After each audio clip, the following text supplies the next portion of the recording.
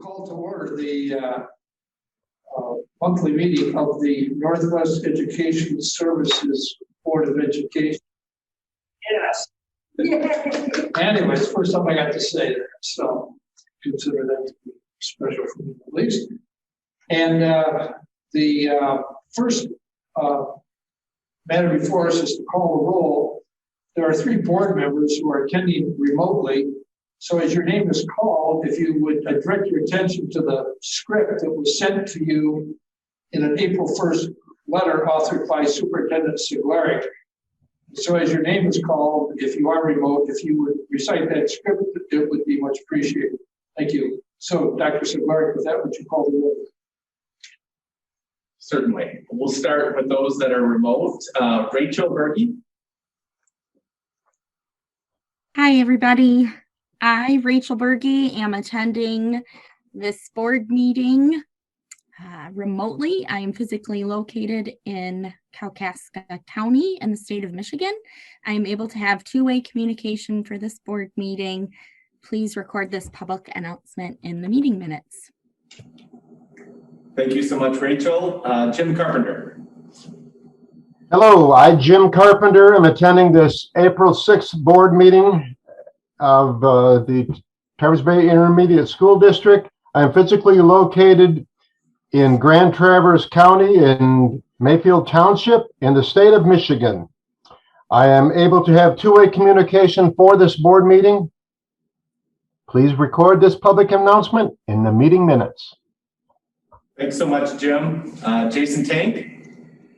Hi, I, Jason Tank, am attending this board meeting on April 6th. That's a regular board meeting, and I'm attending it remotely. I'm physically located in Traverse City in the state of Michigan. I'm able to have 2-way communication for this board meeting. Please record this public announcement in the meeting minutes. Thank you, Jason. Nikki Brown. Here. Liz McKellar. Here. Jim Shear. Here. And Joe Fisher. Here, please join me in the Pledge of Allegiance.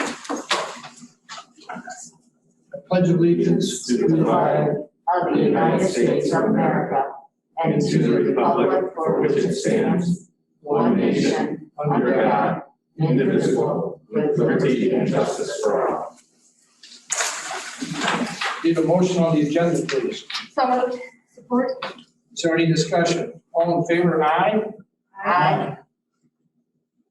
Is that an aye, Jason? Are you muted? Yeah, it's an aye. Aye. Yep. Aye, I heard Rachel. Aye. This is going to be fun. Yeah. Okay, we're at that point in the meeting where I get to welcome those of you that are visiting with us tonight. Thank you for your attendance. And it also is a time for public comment. Is there anyone among you who choose to address the board at this time that are here in the room?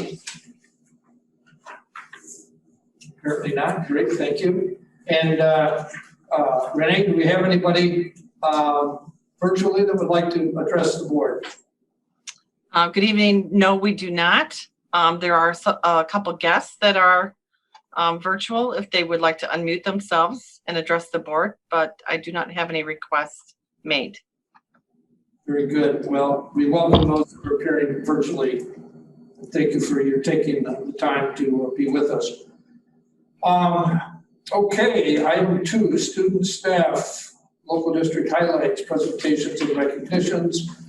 Dr. Siglaric.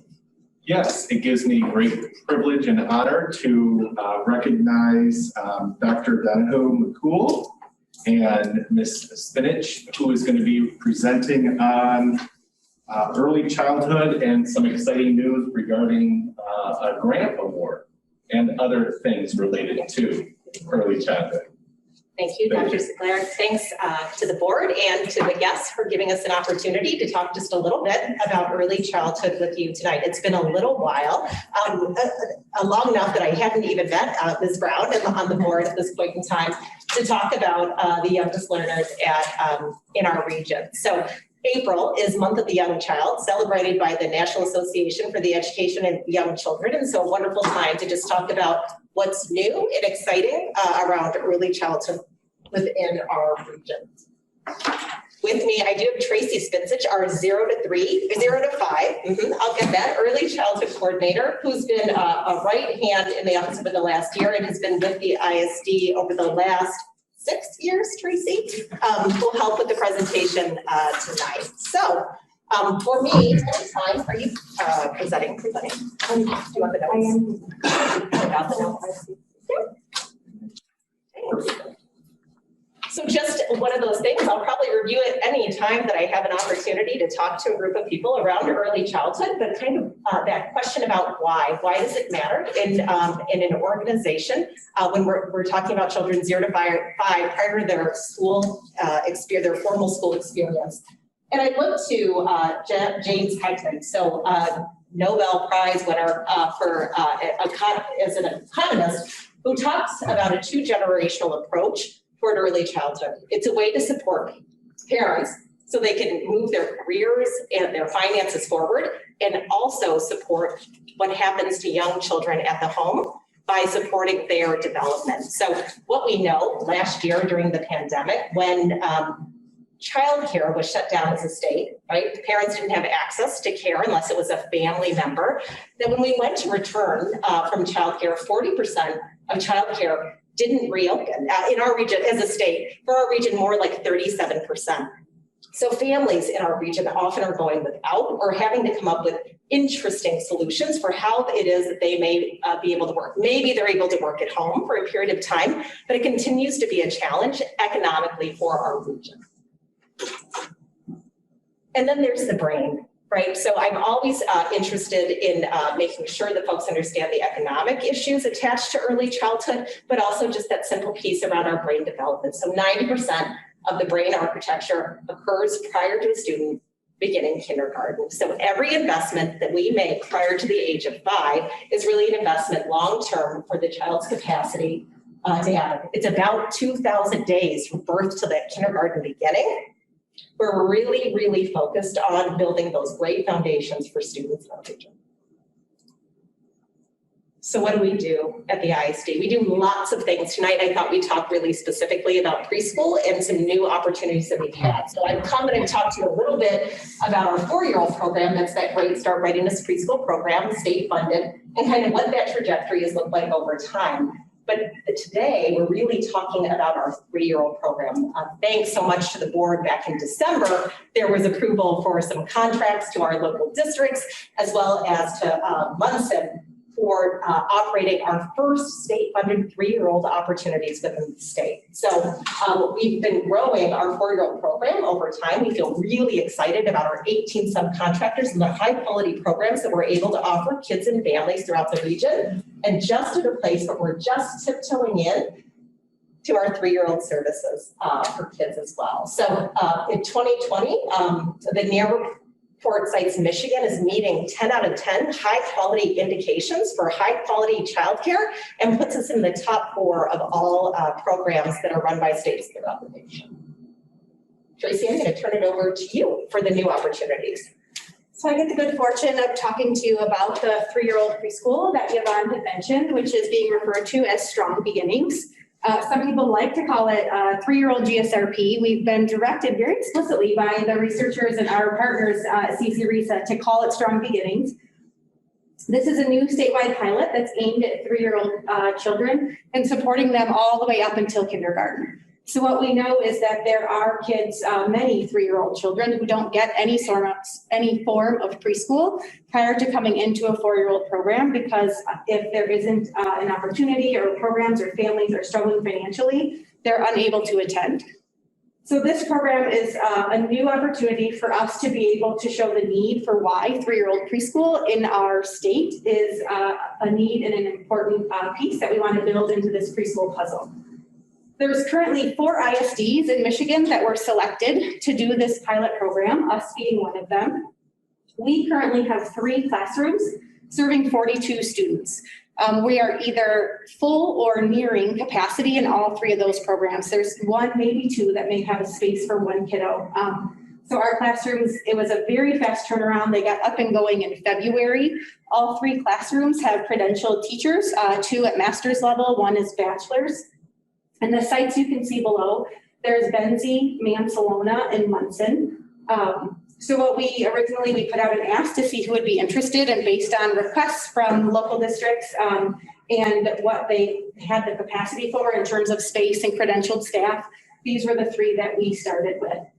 The programs also have an early childhood specialist. So similar to GSRP, this is a person who goes into the classroom to make sure that teachers have coaching and support and can be there to help answer questions throughout the year. And then there is also a family liaison in this program too, which is unique to the program. And I'll have Yvonne just skip ahead. So what makes this, there's so many similarities between Strong Beginnings and GSRP. One of the big differences is that the Strong Beginnings program has a family liaison who supports the classrooms and the families within the classroom. So we have heard time and time again from teachers, not only are they teaching, but because they're teaching at-risk kiddos, families are coming to teachers with needs that teachers feel obligated and compelled to be able to meet, but there's not always enough hours in the day to be able to make this happen. So having a family liaison who is part of this process, these are the concrete pieces that we're required to do through the grant. But on top of this, we also, she's has committed a day a week at each program where she's there at drop-off every morning, welcoming families, building relationships, getting to know them, and making sure that there's tiered support for the families based on the level of need. I'm getting anything? No, you have an incredible memory. Of course not.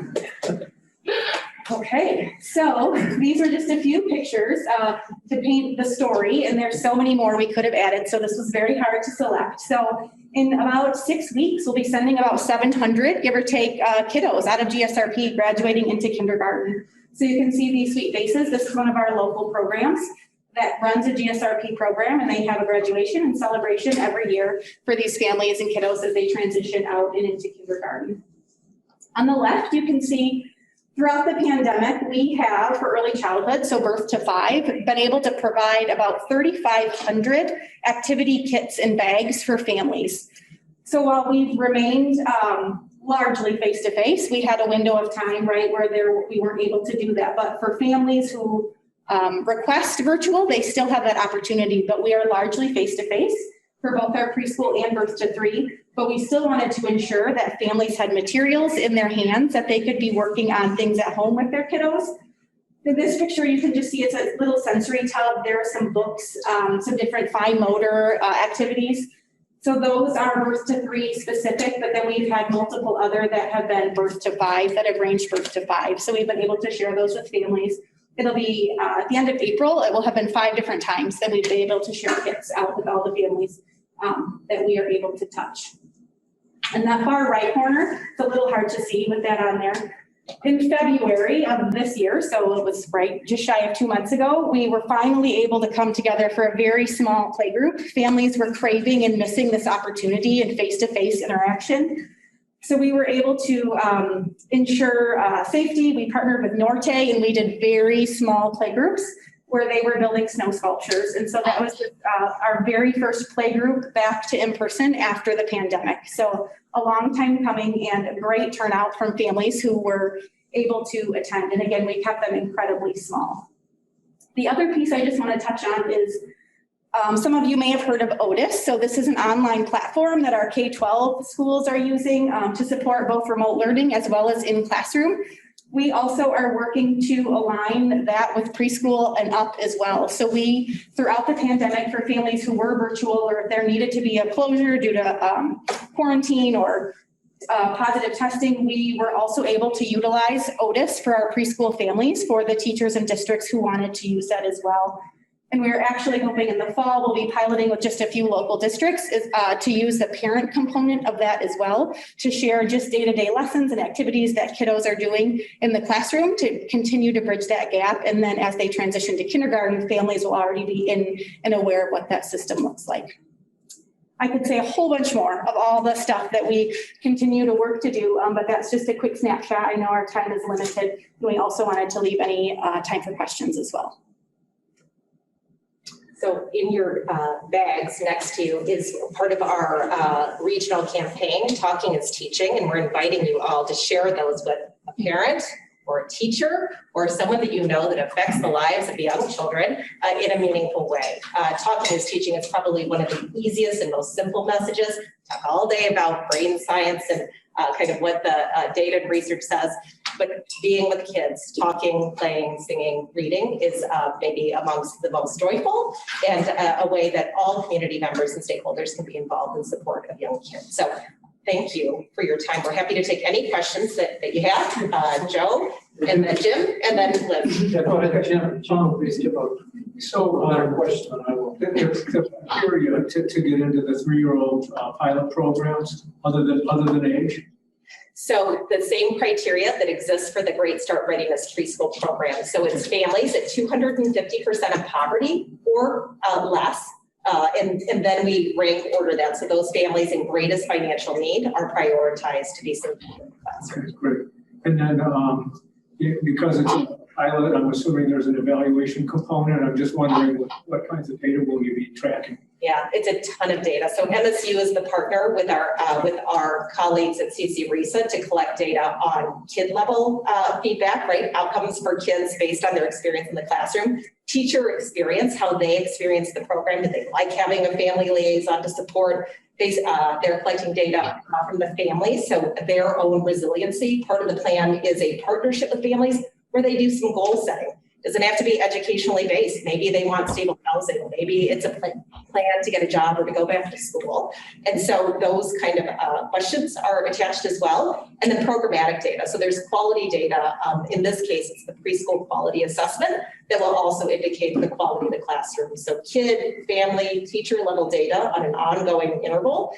And then kind of overall classroom quality. So we're guaranteed those 3 sites for next year. And it looks like the year after that, with a small possibility of an expansion. So in total, there are 10 classrooms in the state of Michigan. So we do feel amazed that 3 of those programs get to be here in Northern Michigan. Thank you. Liz? The second part of yes is what I was going to ask. So I was really glad to hear that. Okay. Do you think that this will grow, if it's sustainable as much as that 4-year-old? I think it absolutely is. We see other programs in other states that have certainly traveled the same path with the 4-year-old with an expansion to 3-year-old. It's something I think I said. The grant was introduced, Linda, in October with a December turnaround and an opening in January and February. Nobody writes for grants in a pandemic to open. But for 16 years that I've been at the TBAISD, it's been conversation about how we fund 3-year-old services. And there was no chance to not do it, right? Like it's too important for the kids in our region to not take it on. And I think we'll make a great case, right? So the outcomes for kids come easily. Families are successful when they're supported. Kids do better when they have high quality environments. So I think the argument will be made clearly and plainly. And so I remain really hopeful for long-term funding and longevity. I'm glad to hear that. Yeah. Mr. Fisher, I know that there was a question. Yeah, if you go back to the first slide of the, was it 13 and 14, there were 747 students or something like that? Yes. So those kids would now be what, 10, 11, 12 years old? Yeah, yeah. Is there any data that you can point to that gives you any idea how successful this program has been? At least with those that have. Absolutely. So we have both regional data as well as statewide data and like historical, like 30-year programmatic data. So the state of Michigan is monitored this closely. We monitor closely in the region. What I will say is that some of the effects, so short term, lots of wins, both social, emotional skills, as well as academic skills.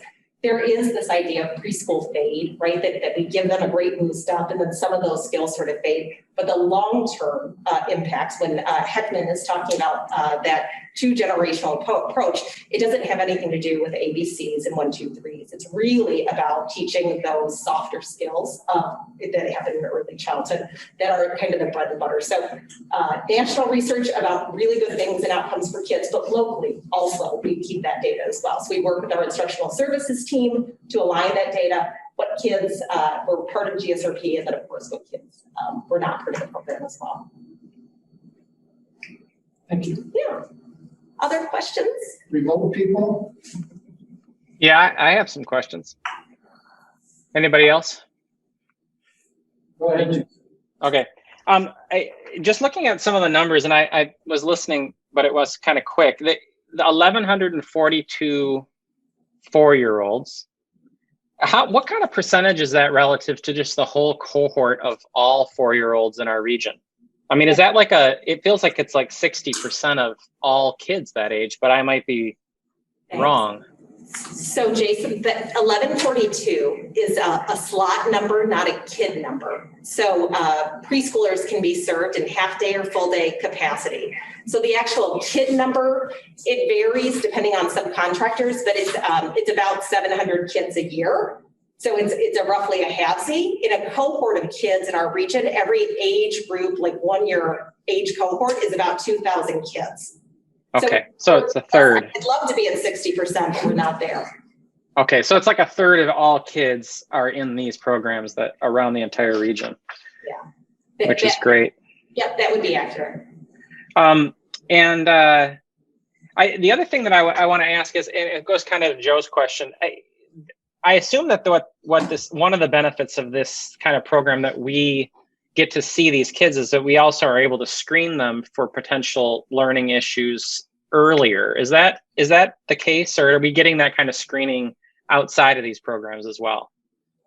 Thanks, Jason. That's a really great question. So as part of both Strong Beginnings and GSRP, there's a screening component in addition to curricular assessment. So that happens at the onset of the program, typically at home visits prior to the child even starting programs.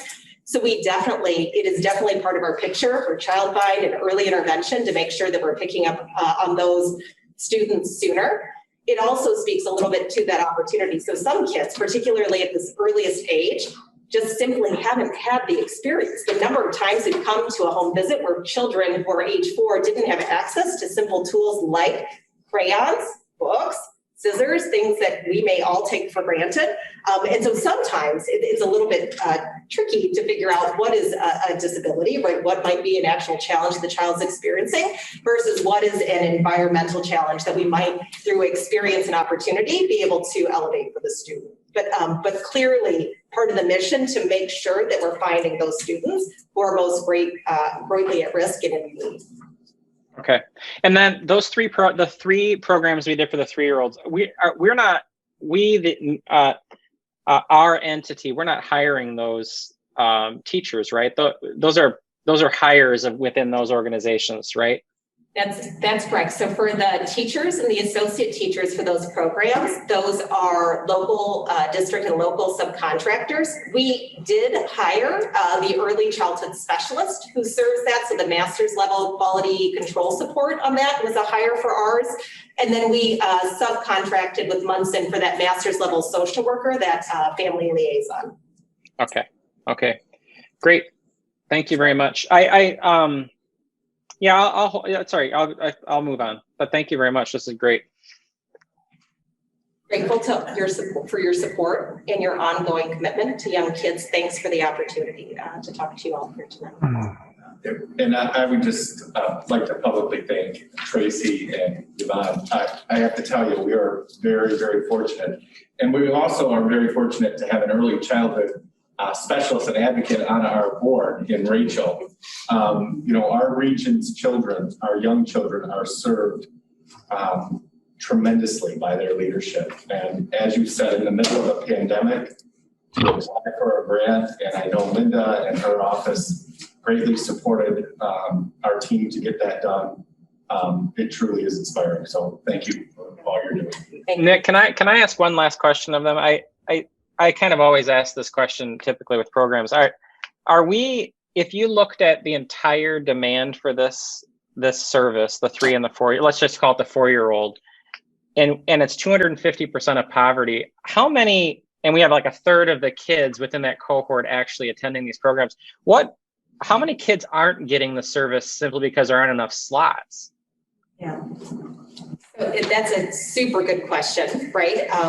Knowing that the age cohorts are stable, we can assume from the data we're at least 1,400 slots shy in the 3-year-old realm, right? So that's a very underserviced. You'll notice all those zeros for no years have we supported 3-year-olds. So that's a huge opportunity. For 4-year-olds, I think we're doing a relatively fair job. This year is a single pandemic year allowance. The state did allow students of any income to access the program. And to be honest, that simply was because families were apprehensive about sending young children to school, to preschool, and the younger they were, the stronger the tie to keep them at home.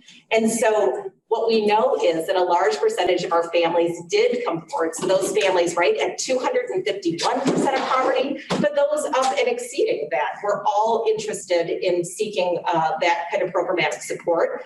70% of students in our region, between 70 and 80%, seek childcare outside of the home where all parents are working. So again, we're covering about a third. So if we were offering it to families above 250% of poverty, then we could say that probably another 30% would be a good coverage if we were trying to do that justice.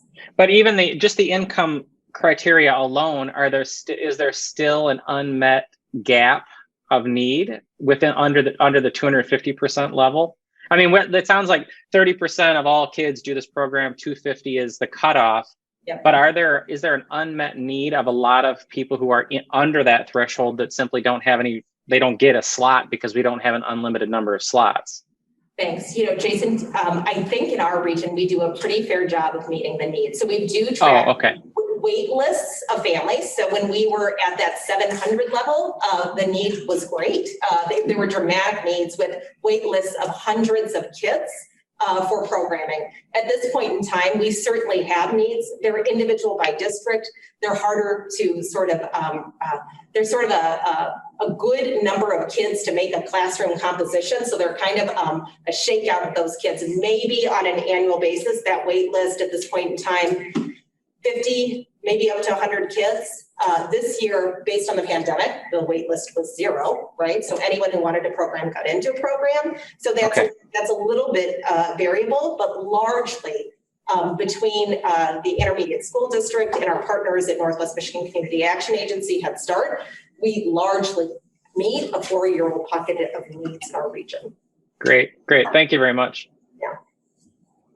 Thanks again. Thank you. Appreciate your efforts. All right, action items. The consent grouping, the recommendation is to approve the consent grouping as presented. Is there a motion? I'd make the motion to approve the items on the consent agenda. Is there a support? Those attending remotely may support or make motions and Support. I just unmuted myself to support. Perfect timing.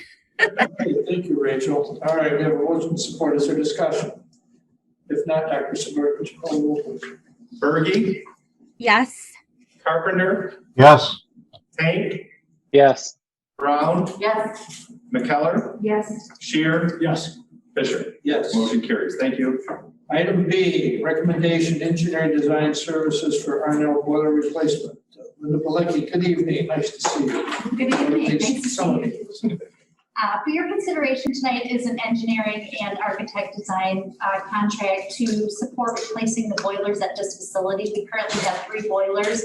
They were identified in the 2016 facility study as being needed at the end of their useful life. So we're asking for your recommendation for this contract so that we can begin getting those specs written and getting those out for bid. We'll bring those bid packages back to you in 2 different segments, given the time frame, so that we can still meet the summer construction period.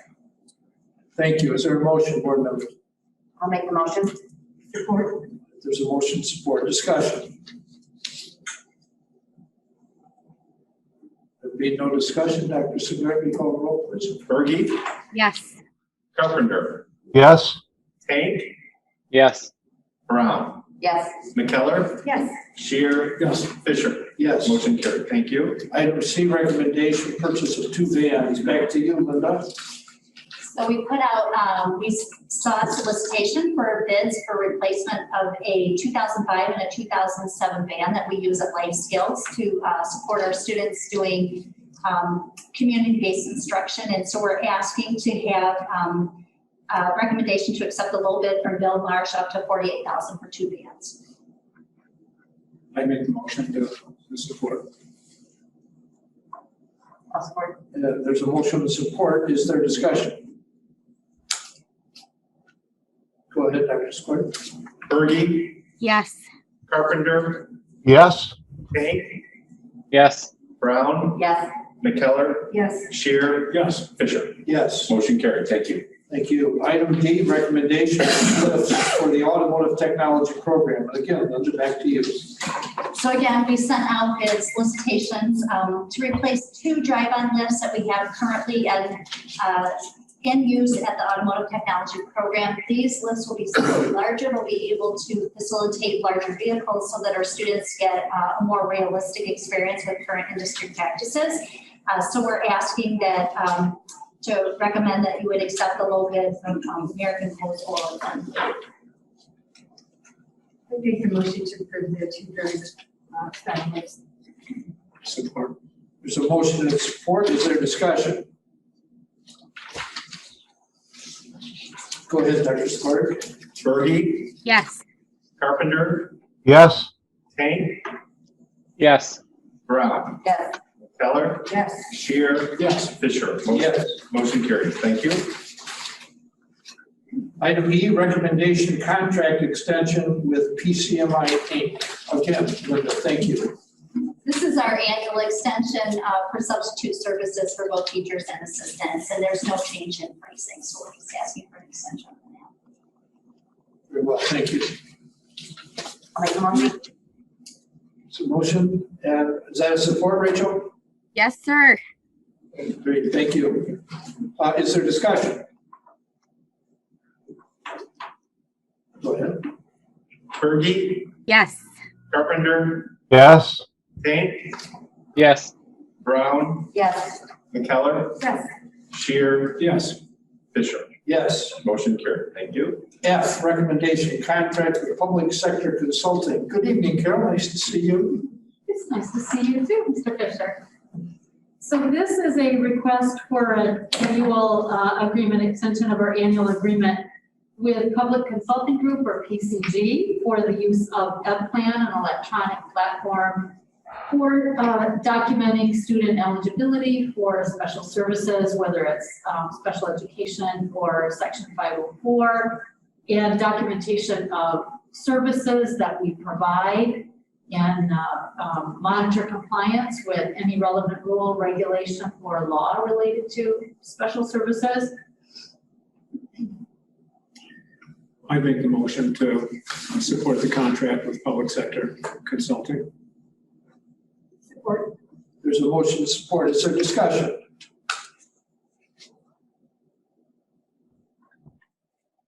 Go ahead, Dr. Scott.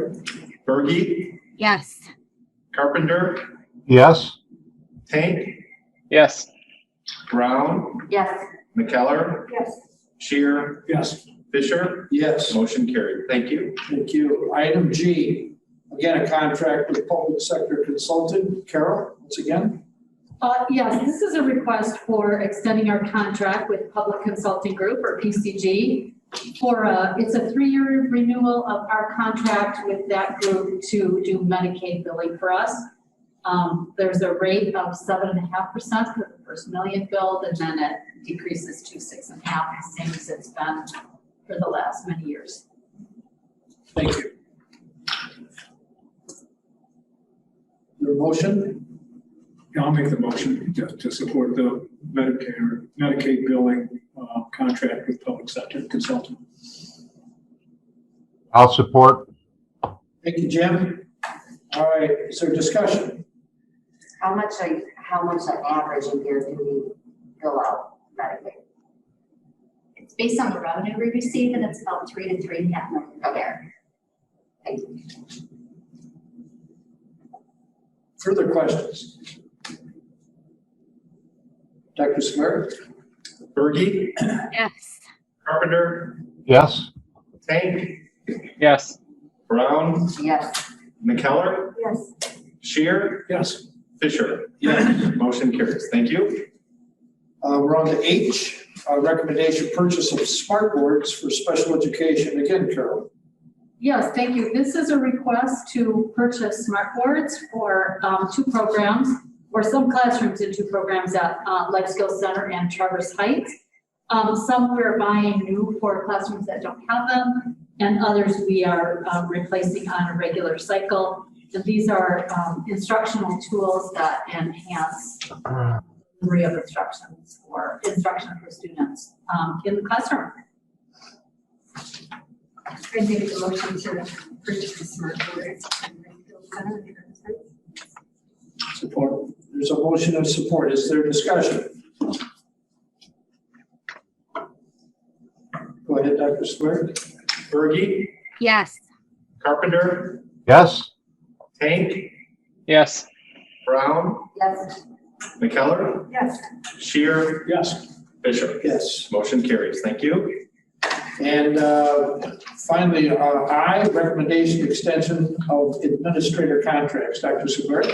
Yes, last month, we presented to you the supervisors and directors contract. This month, I'm presenting to you with 4 contracts for your consideration and extension for Linda Malecki, Chief Financial Officer, Matt Olson, Assistant Superintendent for Professional Learning and Innovation, Carol Krylik, Assistant Superintendent for Special Education, and Pat Lamb, Assistant Superintendent of Career and Technical Education. One item of note, Pat Lamb's title did get a little bit smaller with the employment of our new Communications Director. Community Outreach will fall more underneath his umbrella, although Pat still has a foothold in so many different agencies within the community, and appreciate his leadership with that. I'd love to make the motion to extend, to the extension of the administrator's contract. I'll support. All right, there's a motion of support. Discussion. Go ahead. Berge, Yes. Carpenter, Yes? Tank, Yes. Brown, Yes. McKellar, Yes. Shear, Yes. and Fisher. Yes. Motion carries. Thank you. Roman numeral 4, discussion items. The first was April budget presentations. Dr. Square? Yes, we're in the process of scheduling our annual budget presentations to our local districts. We're giving them the option to either do it virtually, or we're willing to go and travel into the districts. For the most part, it will be Linda and myself, but there are occasions when there's a larger team that will accompany us. We welcome you to join us if you so choose. Especially if you see fit it represents your district or the county that you represent. But please, it's completely up to you and whether your schedule warrants it. Just please contact Renee if you're interested in attending. Thank you. Questions, board members, on that issue? If not, we'll move on to May board work session. Yeah, we are looking to schedule a May work session primarily to review any possible, review progress of where we're at with our sale goals. Have you have an opportunity to review any possible action that will be necessary towards the accomplishment of those goals that will come to you in a June meeting. We are looking at the possibility of May 25th. Let me get my calendar here. We're looking at, this is April, so today, May 25th, 26th, or 27th. The 25th is a Tuesday, which would follow a normal sequence. And I would propose that unless that doesn't work for board members. What time? It's okay, please do it. No, what time? We typically do our work sessions around 3:30. I And just then, have a 4-H at 6:30. okay, yeah, we'll be done for sure by then. So if you could pencil in, I want to make sure board members that are remote, does that? That's fine with me. Good too. Yep, I'm good. What time did you say? 4 o'clock? 3 o'clock? 3:30 usually, Rachel? I will have to check my ball schedule. Right now, those days are open. Okay. Thanks. Okay. Yep, if not, just let us know, Rachel, we can move it one way or another as well. So, Okay. but let's pencil that in. Yeah, the Tuesday and Thursday both work for me, Wednesday generally not. Okay. All right. So right now we'll pencil in May 25th at 3:30 for a work session, which is Tuesday. Thank you. Hey, Nick, can I ask you a quick question? Certainly. Can you, and Linda's that person to really answer this. How many like budget amendments have we actually had this school year? I feel like we haven't had many at all, but maybe I'm not remembering. To date, we've just had one budget amendment, and then it was in the fall. It was in the fall, was it? It was January. January, yep. And then close out the books with the second budget amendment before adoption. Yep. So like it feels like a little bit fewer than years past, but maybe I'm just imagining that. I think it's typically 2 to 3, and we'd be in a sequence of 2. 2, okay.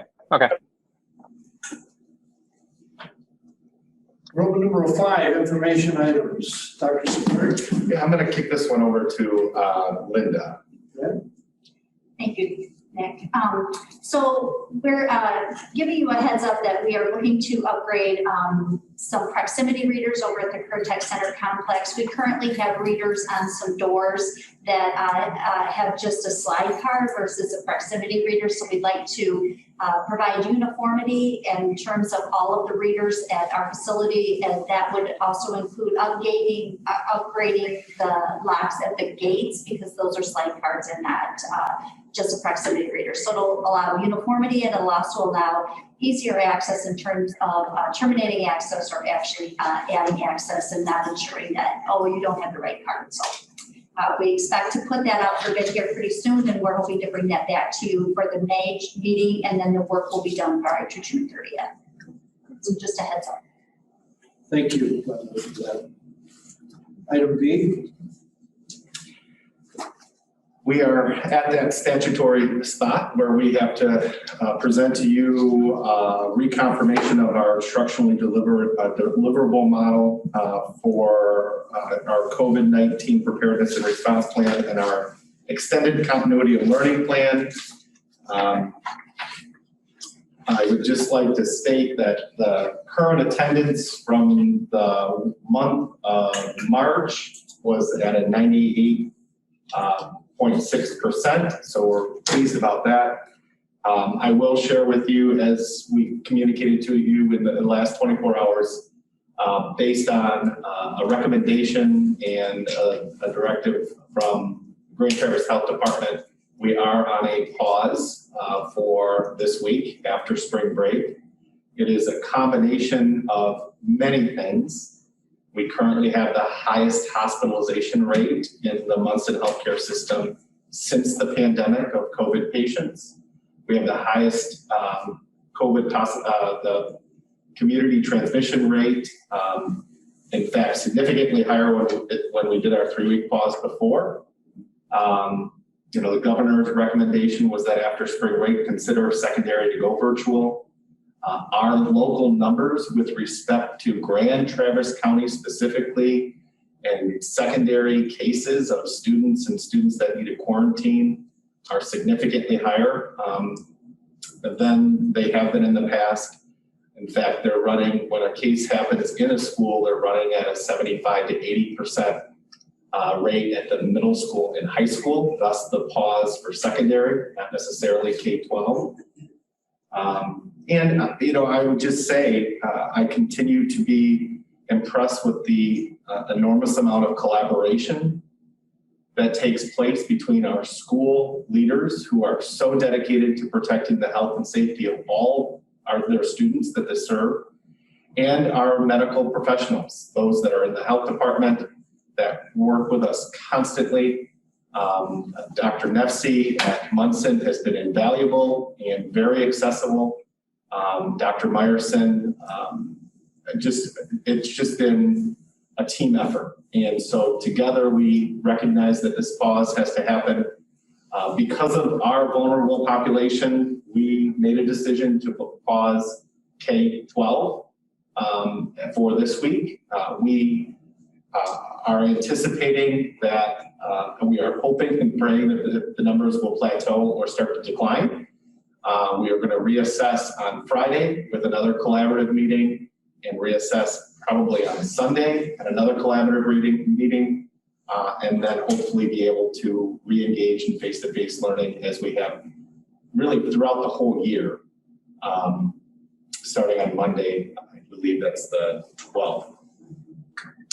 So that's where we're at, and I do not believe that we require action for you to amend any part of the plan. At the last amendment, you approved and provided me the authority to make those decisions in consultation with the medical professionals. So I'd be happy to answer any questions you may have before moving on.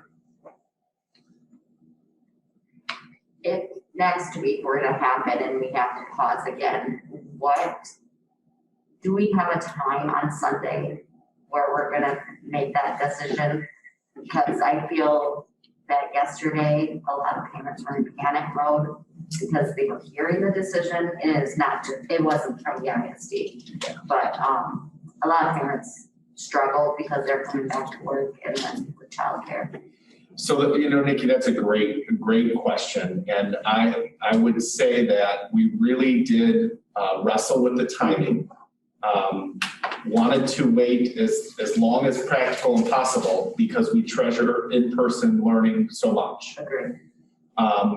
We will make an assessment on Friday on where we're at, and then probably reconvene early afternoon on Sunday. What I will say is that it's hard to predict where we're going to be. So I don't want to opine on whether we'll be back in person or not.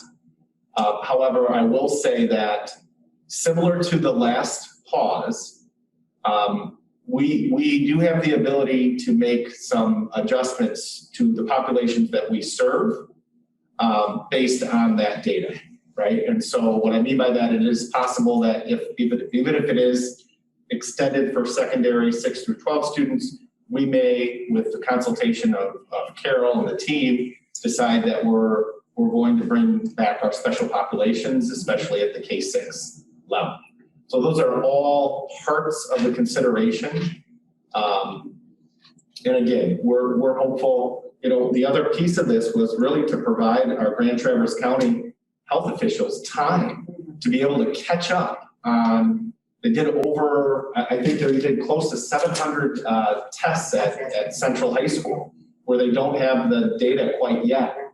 That takes some time, and you can only imagine, even if 10% of those cases were positive and they are coming into our system, we would have a situation of mass quarantining and shutting things down as well. So really just trying to err on the side of caution. Appreciate the leadership.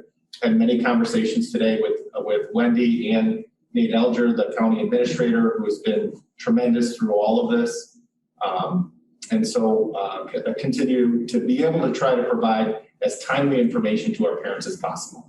So sorry about the long answer. My guess would be early afternoon on Sunday, we would get some communication out if that extension happens. I think that's completely understandable.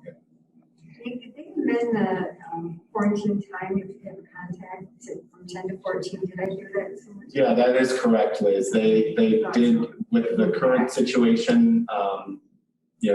They're saying that we need to reenact some more stringent guidance, and it's primarily because of the variants that are prevalent within our community. I have a couple of questions if no one else does. Nick, how many, percentage-wise, of our employees have now been vaccinated fully? Do you know what that final tally has been or is? So I can't speak definitively because I know. Yeah. So, but I would say I'm confident in that we are around the 80% vaccination. Okay. Okay. Thank you. It might even, it might be higher now. The reason I say the 80% is when we first surveyed those that would be interested in and willing to get the vaccine, it was at 82%. And we still left it open with another question that maybe if you're not interested in that first round, that it still is available to you should you reassess for whatever reason. And I can't emphasize this enough, and I'm sorry if I'm going to sound like I'm on a soapbox.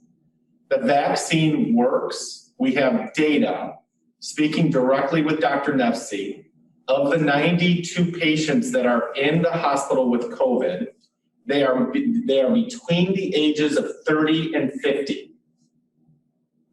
And that is I believe there's a direct connection that can be made that we are not seeing older patients in the hospital with COVID symptoms because we prioritized and we have the older population that's vaccinated. So again, when people have an opportunity and it's their turn, I can't emphasize this enough. Please get the vaccine. Can I ask a follow-up question on vaccination discussions? Are you hearing anything about a similar effort that we did for educators where I can only imagine what we did was we dedicated days simply for educators and to an extent stockpiled as much vaccine as we could to get that done, which was an incredible effort. Is there any similar thinking going on for 16 and up kids within the school systems before the end of the school year? So I can say that we have had some preliminary conversations around that, and there is some openness and willingness for schools to work with the health department or Munson or physicians. I will just say that it complicates things because number one, at this point in time, it's only authorized for 16 years or older. And number two, again, depending on the vaccine, number two, you also now are dealing with parental consent and things that are a little bit more complicated in that realm. But we're exploratory conversations. It's not off the table, but nothing has been said at this point. Okay. Well, I feel like many of the school districts offered the flu shot this year in school for the health department. And they have the foundation to start the process. Mm-hmm. And if they just work on that same foundation, I think it's very achievable. Yeah, it's a great point, Nikki. And I will say, our school leaders are working closely with our health departments, and if they can make something accessible and easy for our families, they're willing to do that. Yeah. All right. Anything else? Anyone? On to item 6, updates. Dr. Sedilli. I really just had one update, and it changed since we started the meeting. My update was going to be around the statewide assessment and the statewide waiver that was issued out of Superintendent Rice's office to the U.S. Department of Education. And while they approved the waiver on the statewide assessment around accountability, thanks to my friend and colleague, Carol Breilich, she just forwarded to me a press release where they denied, the U.S. Department of Education denied it on, help me, Carol. The test administration. The test administration. So unfortunately, the MEEP will go on this year, which is frustrating. I think is probably the best word I can describe at this point. Our local schools will be scrambling. Not that they haven't been planning and preparing for it, but we really had a lot of faith and confidence that this was going to, especially with the approval of the first request, that it was going to go through. And we have, our new campus students also take the M-STEP, so we have some internal work to do in terms of the planning of that as well. But very, very disappointing. This is definitely not the year to administer a high stakes examination, in my opinion. So can I ask you to decode the words a little bit for me? Accountability means what, and then assessment means what? Right. Students being tested, I assume they're being tested, but accountability, is that related to teachers and their own evaluations? Is that what that is? Yeah, so the first approval, and I can read directly from the memo, the U.S. Department of Education has submitted requests for waivers, or the Michigan Department of Education for waivers for the U.S. Department of Ed to cover summative assessment and high stake accountability requirements.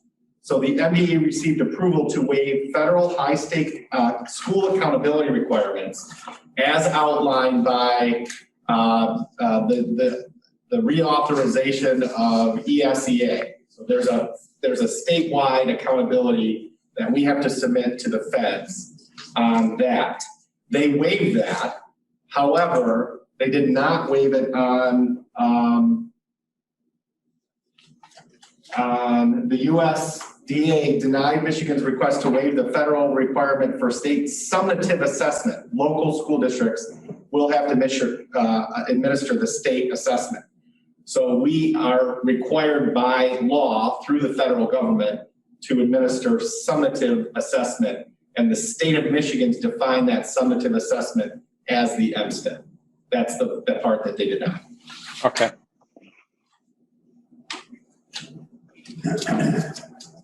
All right. Anything else? Dates to remember, our next meeting, May 4th. And we are adjourned. Thank you. Thank you, everyone. Good to see you.